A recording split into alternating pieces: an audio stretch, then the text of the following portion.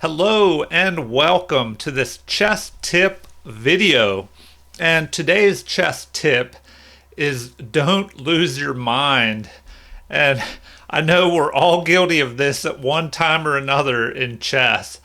So check out this game that I'm about to show you here and you can see what I'm talking about. All right, this game begins with Mikhail Botvinnik having the white pieces.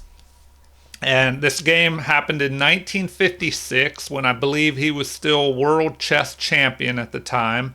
And he's playing another, I believe, grandmaster or master maybe at this period, Svetozar Gligorich.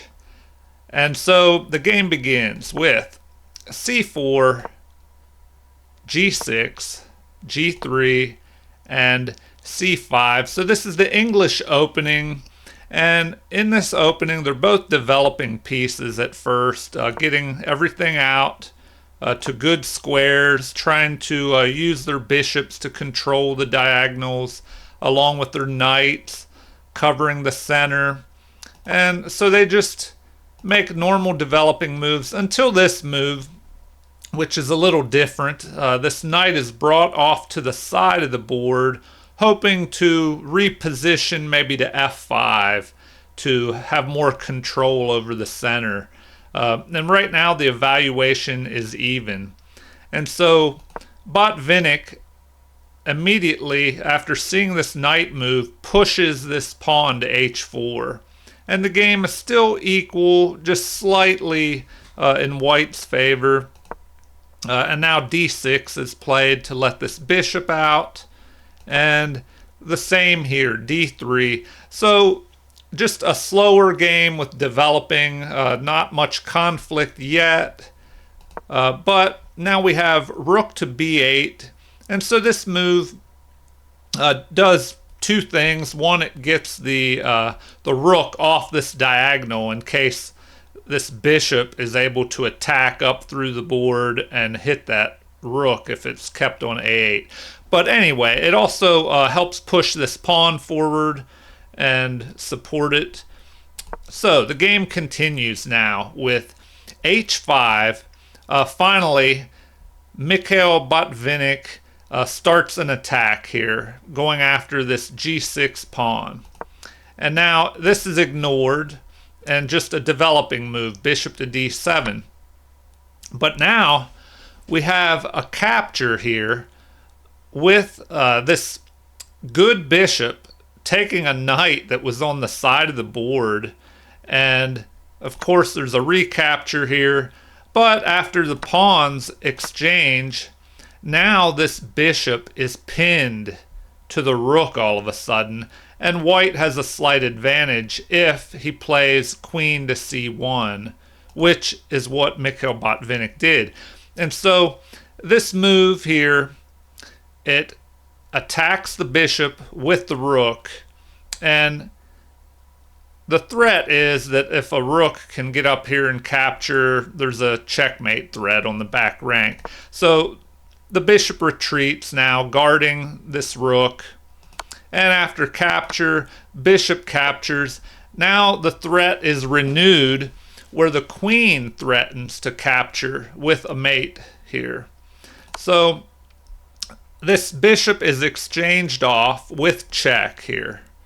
And so after capture, we still have this threat of mate.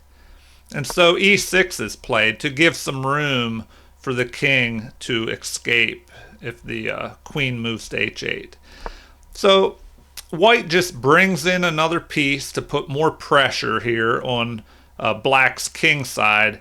So if this king would have been castled earlier, brought into safety, all of this could have been avoided potentially. So always watch for king safety. So the king moves here, and then white decides to do the same here. He doesn't want to castle into this open or half open file here, so he just stays in the center behind this wall of pawns. And so now we just have the bishop moving to defend this. But after this move, it jumps. The computer evaluation jumps to white's benefit here, +1 for white. So if I go back, the game was slightly in black's favor if his last chance was to move this queen here to h8 and force an exchange of queens here. But black begins to lose his mind in this position, and I'll show you what he does. And what I mean by that, how many times have you had a plan in a chess game and you thought, oh, okay, this looks good, but you didn't double check everything and you go through with this plan and it turns out to just be terrible. So here's what happens in this. The bishop moves up here to help fortify this f7 pawn. And now the queen just moves up here to block this pawn from moving, to pin it to the king. And so black decides, well, I'll just start moving my king over here. And white just pushes a pawn, gaining more space over here. And now the queen comes in to help protect the king. So it seems okay here, but things get a little crazier. White brings his rook to an open file here to put more pressure on black. And the knight jumps up here to help bolster this pawn on f7. And now white retreats his knight back down here to the center. And from here, we'll see what white does next. But first, here goes black without thinking about what he's doing here. Well, I'm sure this is a master chess player, so I'm sure he had a good idea behind this, which was probably to move over to the queen side here and try and get some type of counterplay with his rook and this pawn and to attack the white king. But instead, he just goes nuts here, and we have white continuing to put pressure on black's position. This bishop moves, and the knight jumps back into here. And now the king, he just, I don't know what he was thinking here. He starts moving down, an exchange here, capture. And now the pressure is on this pawn here. And already we see the evaluation has jumped even more in white's favor. And this knight moves up to protect this pawn with the queen. But this pawn is captured. And this is possible because if this pawn captures, the queens would be exchanged and this rook would be causing more problems here. It would just be advantage to white, and he should probably win in the endgame. So the king continues to go off on a wild adventure here, and this pawn is pushed forward to help prevent this b pawn from moving here. Now this pawn could just capture it. So black decides, oh, my king can go and just get rid of that pawn. But now we have this queen moving here, which will allow this rook, which was pinning the pawn and preventing the queen from being captured. Or if that happened, there'd be an exchange. So the king captures this pawn without thinking about king safety. I guess he was just trying to get some counterplay over here. But he just loses it here. And after rook to h1, now there's going to be threats on the king over here. So the king, what does he do? He moves even further down here. And now the queen is preparing to jump into this party over here. So the king moves even further down the board.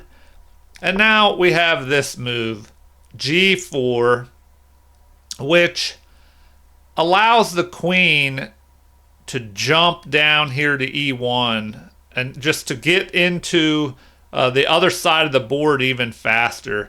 And so the opponent resigned here. He'd had enough. I don't know, after sending his king all the way down across the board, I don't know, into this no man's land, and leaving all his all his pieces back here on the first and second rank.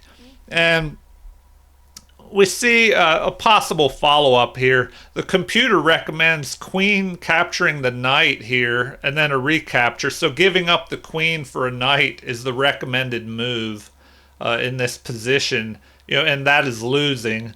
And if that doesn't happen, let's say, what's a good possibility here?